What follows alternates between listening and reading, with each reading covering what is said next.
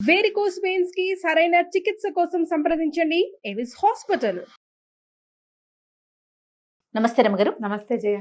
రమగారు, మనకి మార్గశిర మాసంలో గురువారాలకు కూడా ప్రత్యేకమైన విశిష్టత ఉంది.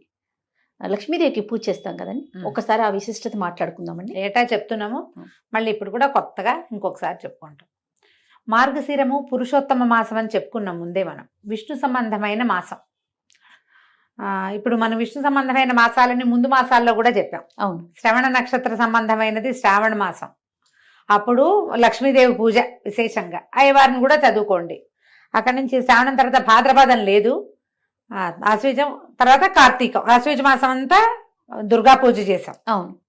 తర్వాత కార్తీకమేమో దామోదర ప్రీత్యర్థం చేసాం. ఈ మార్గశిరము సాక్షాత్తు విష్ణు స్వరూపం.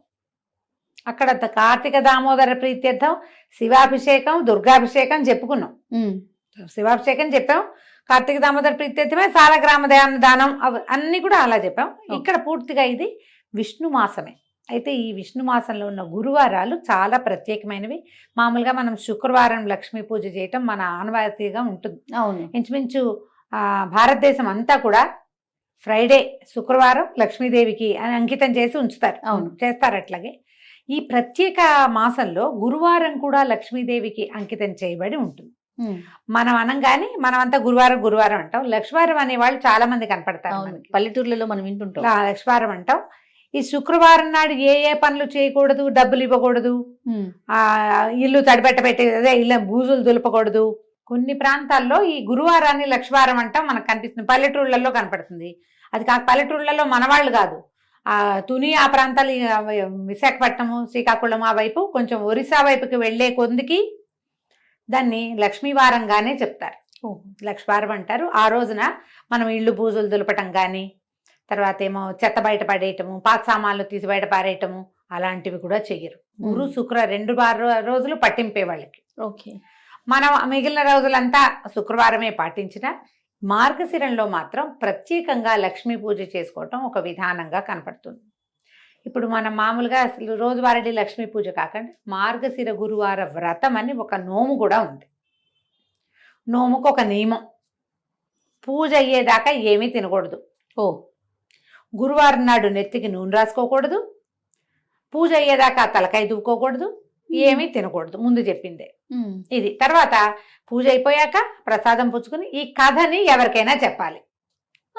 తెలిసిన వాళ్ళకైనా సరే కథ విను అని ఫోన్లో అయినా కథ చెప్పేయాలి. ఇది నియమం. ఈ నియమం ప్రకారం మనకి ఇళ్లలో ఎవరికైతే మార్గశిర గురువార వ్రతాలు ఉన్నాయో, నోములు వ్రతాలు ఉన్న కుటుంబాలు కొన్ని ఉంటాయి, అలవాటుగా అనుచరణంగా వచ్చినవి. మీకు అలవాటు ఉంటే లక్షణంగా చేసుకోండి మీ పద్ధతుల ప్రకారం. అలవాటు లేదు, మనకు తెలీదు, మనం ఇప్పుడే వింటున్నాం, లేదా 4 ఏళ్ల క్రితం చెప్పడం మొదలుపెట్టాం, 4 ఏళ్ల నుంచి వింటున్న వాళ్ళు, ఇవాళే వింటున్న వాళ్ళు కూడా హాయిగా సంతోషంగా లక్ష్మీ పూజ చేసుకోండి. మార్గశిర మాసం పురుషోత్తమ మాసం కాబట్టి అమ్మవారి లక్ష్మీదేవి నిత్యానపాయిని, ఆయన్ని అనుసరించి ఉంటుంది. స్వామివారే సాక్షాత్తు స్వరూపంగా భావించేటువంటి మార్గశిరంలో ఆమెని గురు శుక్ర 2 రోజులు పూజించండి. గురువారం నాడు మనం ఎలాగో కథ చెప్తాం కదా, హాయిగా ఈ కథ వినేయండి. ఆ కథ అందేసుకుని అక్షంతలు చేతపుచ్చుకోండి. లక్ష్మీ పూజ అయిపోయాక చివర ఆ కథ విన్నాక అక్షంతలు కొన్ని అమ్మవారి మీద వేసి కొన్ని మన మీద వేసుకోండి. ప్రత్యేకంగా స్వరూపము ఏమీ పెట్టుకోక్కర్లేదు. మీ ఇంట్లో ఏ లక్ష్మీదేవి పటం ఉందో, ఏ లక్ష్మీదేవి విగ్రహమో ప్రతిమా విశేషమో ఉంటుంది. కొంతమంది దగ్గర కాయిన్స్ ఉంటాయి, బంగారు రూపులు ఉంటాయి, వాటికి పూజ చేసుకునే అలవాటు ఉంటే చక్కగా ఆ రూపుకే, ఆ ప్రతిభకే, ఆ ఫోటోకే పూజ చేసుకోండి. లక్ష్మీ పూజ సులువుగా చేసుకునే విధానం చిన్న చిన్న పుస్తకాలు దొరుకుతాయి. లక్ష్మీ పూజ విధానం కొనుక్కోండి, 5-10 రూపాయల్లో దొరుకుతుంది. ఓకే. ఆన్లైన్ కూడా లక్ష్మీ పూజ విధానం దొరికేస్తుంది. మీరు శ్రీ సూక్తంతో చేసుకోవచ్చు. మామూలుగా షోడశోపచారాల పూజకి కూడా చిన్న చిన్న పుస్తకాలు అవైలబుల్గా ఉంటాయి. అవి చూసుకుని చక్కగా చేసేసుకోండి. పూజ చేసుకోవటం 5 వారాలు 4 వారాలు వస్తాయి. ఈ సంవత్సరం 4 గురువారాలు ఉన్నాయి. ఎందుకంటే డిసెంబర్ 2 నుంచి మనకి మార్గశిర మాసం మొదలైంది. పోలిపాడ్యం చేసుకున్నాం కదా. అంటే ఈ నెల 4 గురువారాలు ఉన్నాయి. 4 గురువారాలు వచ్చినాయి. మార్గశిర గురువారాలు 4. ఒక సంవత్సరం 5 వస్తాయి. అవును. 5 వచ్చినప్పుడు 5 రకంగా చేసుకుంటాం. 4 వస్తే ఇక 4 రకంగా. ప్రతి వారము ఒక్కొక్క నివేదన చేసే విధానం వ్రతస్థులకి, ఎవరైతే మార్గశిర గురువార వ్రతం ఉందో వాళ్ళకి, మనలాంటి వాళ్ళకి ఆ హడావిడి ఏం లేదు. మామూలుగా చక్కగా పరమాన్నం వండటం, కొంచెం శనగపప్పు వేసి వండుకోండి. మీకు ఓపిక ఉండి చేతొచ్చి శక్తియుక్తులుండి బాగా సేవించాలన్న ఆశ ఉంటే బూరెలు అలాంటివి కూడా చేసుకోవచ్చు. శనగపప్పుతో బూరెలు చేస్తాం కదా, అమ్మవారికి శనగపప్పు ప్రీతి. లక్ష్మికి సంబంధించిన ధాన్యాలలో ఈ పప్పుల్లో ఇది ముఖ్యమైనది శనగపప్పు. మీకు ఎవరు చెప్పారు? ఇలాంటి చొప్పదంటు ప్రశ్నలు వేయకండి దయచేసి. శనగపప్పు ఇలాంటి లక్ష్మీదేవి ప్రశ్నలు కూడా ఎదుర్కొంటున్నారా రమణ? బ్రహ్మాండంగా మీకు ఎవరు చెప్పారు? మీరు వెళ్ళి అడిగారా? ఆవిడ మీ పక్కింట్లో ఉంటుందా? ఇలాంటివి అడుగుతారు. అంటే సనాతనంగా వస్తుంది, మన మన మనం ముందు తరం వాళ్ళు చేశారు, మనం చేస్తున్నాం, అట్లా చేసుకుంటూ పోతాం కదా. పోతాం అంతే. దానికి ఒకళ్ళు వచ్చి చెప్తారా? చెప్పాలా? అడుగుతారమ్మా. ఉమ్. నువ్వు ఎంత సీరియస్ మ్యాటర్ గురించి మాట్లాడినా దాని మీద ఒక చొప్పదంటు ప్రశ్న అంటారు, దాన్ని వేస్తూ ఉంటారు. మీకు కావాలంటే మీ పక్కింట్లో లక్ష్మీదేవి ఎవరన్నా ఉంటే కనుక్కోండి. మా పక్కింట్లో ఉంది లక్ష్మీదేవి. మా ముందు ఇళ్లలో ఉంది, చెప్తుంది. అది మా ముందు ముందు ఇళ్లలో తరాల్లో ఉంది మనకి. అందుకని మనకు తెలిసింది. అంతే. శనగపప్పుతో ఏదో ఒక పదార్థం చేసుకోండి. పరమాన్నం చేసుకుని పెట్టుకోవచ్చు అమ్మకి, మీ ఓపిక. నివేదన చేసుకోండి చక్కగా. గురువారం నాడు లక్ష్మీదేవిని పూజించి, శుక్రవారం నాడు ఎలాగో మనం ప్రతి శుక్రవారం పూజ చేసుకునే అలవాటు ఉన్న వాళ్ళు మానేయాలా అని డౌట్ వస్తుంది. మానొద్దు. ఓకే. ఈ నెలలో వారానికి 2 సార్లు లక్ష్మీదేవిని పూజిస్తాం. రోజు లక్ష్మీ పూజ అలవాటు ఉన్న వాళ్ళ సంగతి ఇక మహత్తరంగా ఉంటుంది, వాళ్ళు ఎలాగూ చేసుకుంటారు. శుక్రవారం స్పెషల్తో పాటు గురువారం కూడా స్పెషల్ చేసుకోండి. దీనికి ఒక వ్రత కథ కూడా ఒకటి చెప్పబడుతుంది. చిన్న కథే, అది చెప్తాను. పూర్వం ఒక బ్రాహ్మణ కుటుంబం ఉండేది. పెద్ద భార్య, మొదటి భార్య చనిపోయింది. ఆ భార్యగా సుశీలని ఒక కూతురు ఉండేది. ఈ పాపాయి ఉండగానే తండ్రి ఇంకో ద్వితీయ వివాహం చేసుకున్నాడు. ఇలాంటి కథలు విన్నప్పుడు ఈ రెండో పెళ్ళి ఎందుకు చేసుకోవాలి, అదే భర్త చనిపోతే వాళ్ళ అమ్మ పెళ్లి చేసుకుంటుందా, ఇలాంటి ప్రశ్నలు కూడా ఎప్పుడూ తలెత్తుతూనే ఉంటాయమ్మా. పురాతనపు పద్ధతుల్లో ఏంటంటే ఆడవాళ్ళు లేనిదే ఇళ్ళు నడిచేవి కాదు. మగవాళ్లే ఆడపని మగ పని చేసేసేయటము కుదిరేది కాదు. పైగా బ్రాహ్మణ గృహాలలో వీళ్ళకి అగ్ని అవన్నీ నియమాలు ఉండేవి. తప్పకుండా యజనం చేయాలి, రోజువారీ హోమము, దానికి స్త్రీ సహాయం చాలా అవసరం. ఆడవాళ్ళు హోమానికి ఉండటమే కాకుండా సహాయానికి రెండిటికి కావాలి. ఒక ఆడపిల్ల ఉంటే దానికి వివాహం చేయాలన్నా తల్లి లేనిదే, ఆడమనిషి లేనిదే అవన్నీ సాగవు. కాబట్టి తప్పకుండా ద్వితీయ వివాహాలు జరిగేవి. పురాతన గాథల్లో మనకి ఇవే కనపడతాయి. మన తాత ముత్తాతల్లో ఇద్దరిద్దరు భార్యలు ఉన్న వాళ్ళు మనకే ఉంటారు బోళ్ళంతమంది. మనమే కొంచెం పూర్వ చరిత్ర తిరగేస్తే మన ముందు 3-4 తరాల ముందు ఖచ్చితంగా కనపడతారు మనకి. ఇక ఏం చేసేదేం లేదు దాని మీద. అయితే ఇంకో వివాహం చేసుకున్నాడు ఆయన తండ్రి. ఈ చిన్నపిల్ల ఒక 4-5 సంవత్సరాల పాప ఉండగా, సుశీలని. అయితే ఆయనకి రెండో భార్యకి కుమారుడు, ఒక పిల్లలు కలిగారు వరుసగా. ఇది సవితల్లి ఆవిడ ఏం చేసింది, మారుటి తల్లి ఈ పిల్లకి చంటి పిల్లల్ని ఎత్తుకోవడానికి అప్పచెప్పేది. పిల్లని ఆడించు, తమ్ముడిని ఆడించు, చెల్లిని ఆడించు అని ఆడించడానికి ఇచ్చి పిల్లలకి, ఈ పెద్ద పిల్లకి కాలక్షేపానికి అంత బెల్లం ముక్క పెట్టేది. సో ఈ బెల్లం ముక్క తీసుకో, తమ్ముడిని ఆడించు కాసేపు అంటే తమ్ముడిని తీసుకుపోయేది పిల్ల. తల్లి వచ్చేసరికి ఒక 5-7 సంవత్సరాలు ఉంది. రెండో ఆవిడ వచ్చేసరికి, ఈ పిల్లాడి పుట్టేసరికి దానికి ఒక 7-8 ఏళ్ళు వచ్చినాయి. పిల్లల్ని చంకనేసుకుంటారు 7-8 ఏళ్ల పిల్లలు. అయితే పక్క ఇళ్ల వాళ్ళందరూ మార్గశిర గురువారం నోవులు చేసుకుంటున్నారట. చక్కగా కుందర బొమ్మలాగా ఉండి పిల్లల్ని ఎత్తుకుని తిరిగే ఈ పిల్లని చూసి వాళ్ళు అన్నారు, వసే రావే నువ్వు కూడా నోవు నోచుకుందు కానీ అని పిలిచారు. పిలిస్తే వాళ్ళ ఇంట్లో నోవు ఆ మంత్రాలు అవి వింటుంటే పిల్లకి సంతోషంగా అనిపించింది. ఏం చేసిందట, తమ్ముడు పక్కన కూర్చోబెట్టి వాకిట్లో ఉన్న బంకమట్టి తీసి చక్కగా చిన్న గుండలాగా చేసి లక్ష్మీదేవిలాగా తయారు చేసుకుంది. తన కోసం ఒక ప్రతిమ. అన్ని పువ్వులు కావాలి పూజకి. జిల్లేడు పువ్వులు తెచ్చుకుని జిల్లేడు పువ్వులతోటి ఆ లక్ష్మీ అమ్మవారికి పూజ చేసేది. షోడశోపచారాలు ఉన్నాయిగా, ఉపచారాలు చెప్పుకుని పూజ చేసి తనకి ఇచ్చిందిగా వాళ్ళ పిన్ని బెల్లం ముక్క, ఆ బెల్లం ముక్కని నివేదన పెట్టేది. మార్గశిర గురువారాలు 5 వారాలు వచ్చినాయి ఆ సంవత్సరం. 5 వారాలు చేసుకుంది. పక్కింటి వాళ్ళు వారానికి ఒక దీనిలాగా మొదటి వారం పులగం, రెండో వారం అట్లు తిమ్మనం, అలాగా 3వ వారం చక్కెర పొంగలి నివేదనలు పెట్టారు.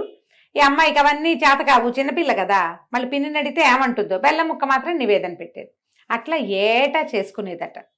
11 సంవత్సరాలు వచ్చేసరికల్లా 3-4 సార్లు చేసేసింది. ఈ 11 ఏళ్ల పిల్లకి పెళ్లి చేశారు. వెనకాల 2-3 తమ్ముళ్ళు, 2 చెల్లెళ్ళు ఉన్నారు. అయితే పెళ్లి చేస్తే ఈ పిల్ల ఏం చేసింది, అత్తవారింటికి వెళ్ళిపోతూ ముందు వెళ్ళలా, 11వ ఏట ఏం వెళ్ళిపోలే, అలా పంపేవాళ్ళు కాదు, వ్యక్తురాలు అయ్యాక పంపించేవాళ్ళు. తర్వాత కూడా కొన్నాళ్ళు ఇక్కడే పూజ చేసుకునేది. అమ్మ నాన్న శుభ్రంగా ఉండేవాళ్ళు, చక్కగా పిల్లలు కలిగారు, ఇల్లు వాకిళ్ళ లక్షణంగా బాగుండేవి. పిల్ల వ్యక్తురాలు అయిన తర్వాత ముహూర్తం చూసుకుని అత్తవారు వచ్చి అమ్మాయిని కాపురానికి తీసుకుపోయారు, అడ్డుకి తీరిపోయాక. తీసుకెళ్తే వెళ్తూ వెళ్తూ ఈ అమ్మాయి ఏం చేసింది, తను పూజ చేసిన ఆ బంకమట్టి లక్ష్మీదేవి ఉంది కదా, లక్ష్మీదేవి ప్రతిమ, మృణ్మయ ప్రతిమ, అది తీసుకుని వెళ్ళిపోయింది. తీసుకెళ్ళిపోయాక అత్తవారు కొంచెం పర్వాలేదు బాగానే ఉండేవాళ్ళు. ఈ అమ్మాయి వెళ్ళేసరికి వాళ్ళకి ఇప్పటి ముప్పటిగా పాలు పొంగినట్టు సిరులు పొంగిపోయినాయి వాళ్ళ ఇంట్లో. చక్కగా ఏటా నోవులు చేసుకునేది లక్షణంగా. అంతకుముందు ఇక్కడ ఉంటే బెల్లం ముక్కలు అవి పెట్టేది.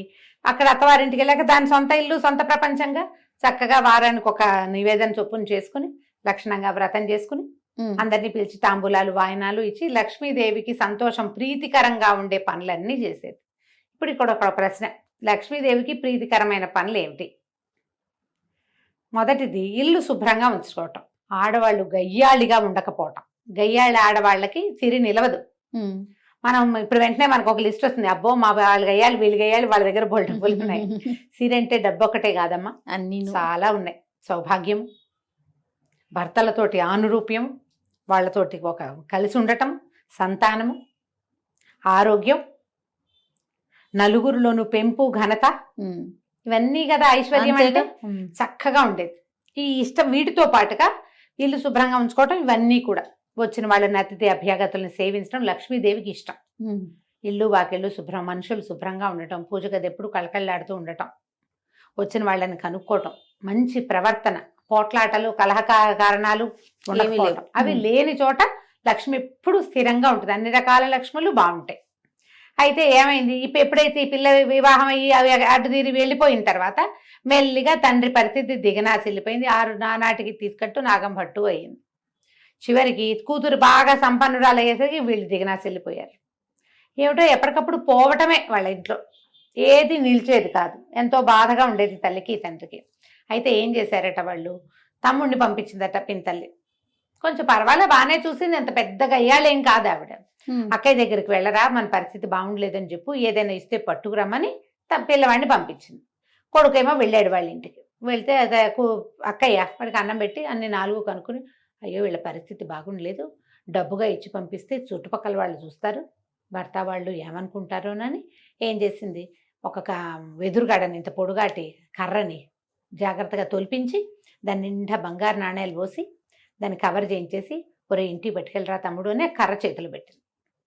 ఈ పిల్లాడు అది అక్క కర్రే ఇచ్చింది అనుకున్నాడు, అందులో డబ్బులు ఉన్నాయన్న సంగతి తమ్ముడికి అమ్మాయి చెప్పల. కర్ర పుచ్చుకుని వెళ్ళాడు. వెళ్ళేసరికి అలా మధ్యదారిలో ఎక్కడో కర్ర దేనికో ఆనించి ఎక్కడో కూర్చుని పడుకుని నిద్రపోయాడు. వాడి సొంత కర్ర కాదు కదా, అలవాటు కూడా లేదు, మర్చిపోయి వెళ్ళిపోయాడు. ఎవరో చేపాటి కర్ర బాగుందని తీసుకుపోయారు. వాళ్ళ అదృష్టవంతులైతే వాళ్ళకి దొరుకుంటుందా లక్ష్మీదేవి. తల్లి అడిగింది, ఏమి ఇచ్చిందిరా అక్క అంటే, ఏమో నమ్మ కర్ర ఇచ్చింది, అది నేను ఎక్కడో వదిలేశాను అన్నాడు. ఆవిడకి అర్థం కాల, కూతురు ఏం పంపింది ఏమిటి సంగతి. మళ్ళీ కొన్నాళ్ళు పోయాక మళ్ళా కొడుకుని పంపించింది.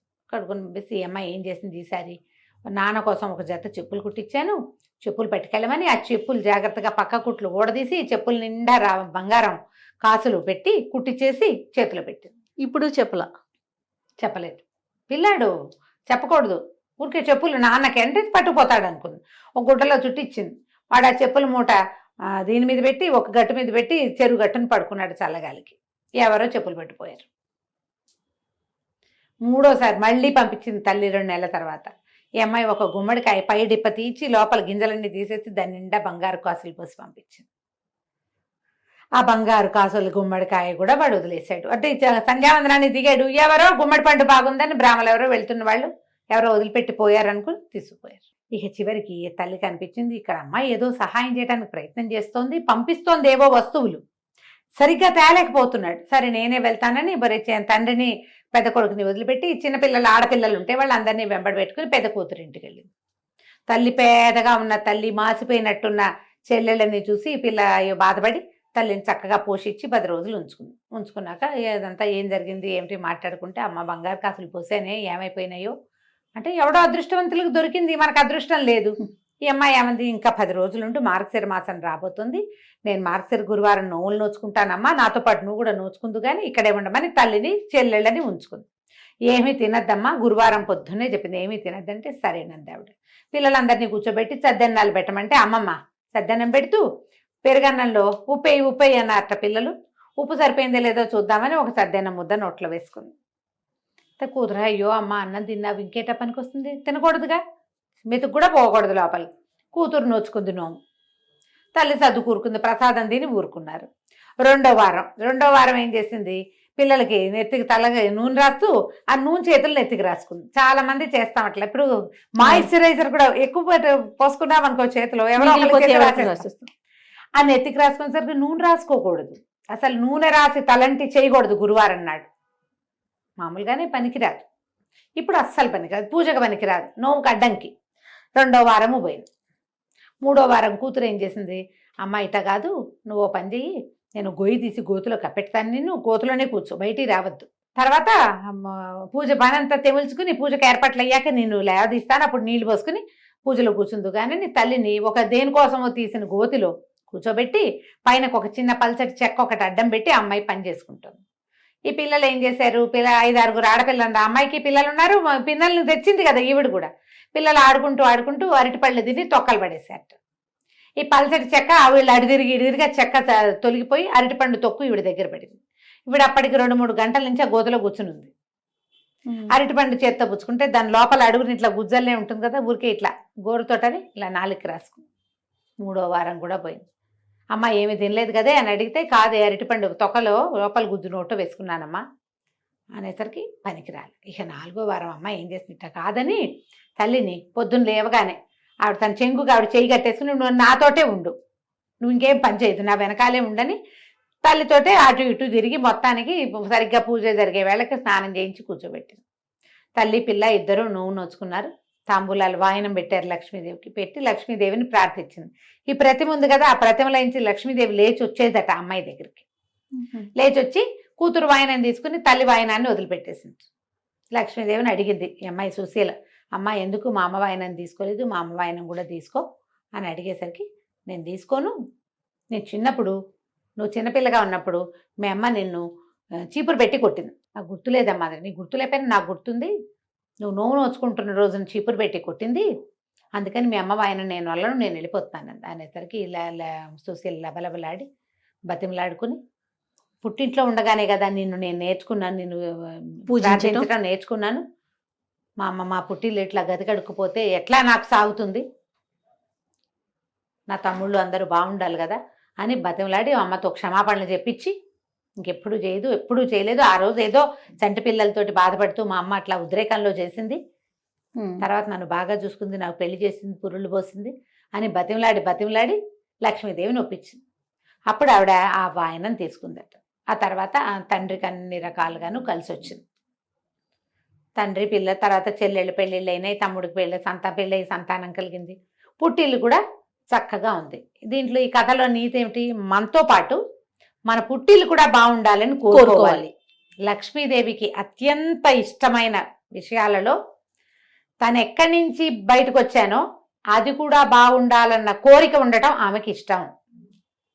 పుట్టింట్లో అదంతా లాగేసుకుని అత్తారింట్లో దాచిపెట్టుకునే రకాలు ఎన్ని ఉన్నాయి, ఇప్పుడు చాలా ఉంటాయి. ఈ రకాలు మార్చుకోండి. పుట్టిల్లు వృద్ధి కావాలని కోరిక ప్రార్థించేటప్పుడు దేవుడికి దండ పెడతాం, మా ఆయన, నా పిల్లలు, మా అత్తగారు, మా ఇల్లు, మా ఇంటి పేరు, అదొకటే కాకుండా పుట్టింటిని కూడా ఆడవాళ్ళు కోరుకోవాలని ఈ కథ చెప్తుంది. ఈ కథ విని అక్షంతలు వేసుకోవడం, అమ్మవారి మీద అక్షంతలు వేసి మన మీద కూడా అక్షంతలు వేసుకోండి. పూజ అయిపోయినట్టే. మీరు నివేదన చేసిన పదార్థాన్ని చక్కగా ప్రసాదంగా స్వీకరించండి, చుట్టుపక్కల వాళ్ళకి పెట్టండి. లక్ష్మీకరము అని అనుకునేటువంటి పసుపు కుంకుమ, తర్వాత ఏమో మనము పళ్ళు పువ్వులు అలాంటివి వాయనం ఇవ్వండి. ఓకే. ఒకవేళ మీరు నోముగా చేసుకుంటే మీ ఇంట్లో ఏ రకమైన విధానం ఉందో ఆ విధానాన్ని చక్కగా పాటించుకోవచ్చు. కొత్తవి మొదలు పెట్టుకోవద్దు, నోముగా చేసుకోకండి, పూజగా చేసుకోండి. ఓకే. ఈ నోములు ఏంటంటే అత్తవారిళ్లలో ఉంటే చేసుకోవాలమ్మా, అత్తారింట్లో లేనివి కొత్త మొదలు పెడితే మీకు భయం వేస్తుంది. లేదా మీరు ఇంకొకటి చెప్తా, ఇందులో మీకు చాలా ఉంది మనసు, ఇలా నన్ను యూట్యూబ్ అక్కయ్యల్ని ఫాలో అవ్వకుండా ఎవరైనా మీ కజిన్స్ బాగా క్లోజ్ ఫ్రెండ్స్ ఇది చేసుకుంటారనుకోండి, వారితోటి ఒకసారి వారితో దగ్గరుండి చేయించుకుని వారిని ఫాలో అవుతూ చేసుకోండి. ఒకవేళ మీకు ఆస్తుండి మనసు ఉంటే గనక కావాలంటే ఇలా చేసుకోవచ్చు. కానీ ఇలా పై వాళ్ళు ఎవరో చెప్తే కాదు, కంటితో చూసి నేర్చుకుని చేసుకోండి. తప్పకుండా. నమస్తే. నమస్తే జీ.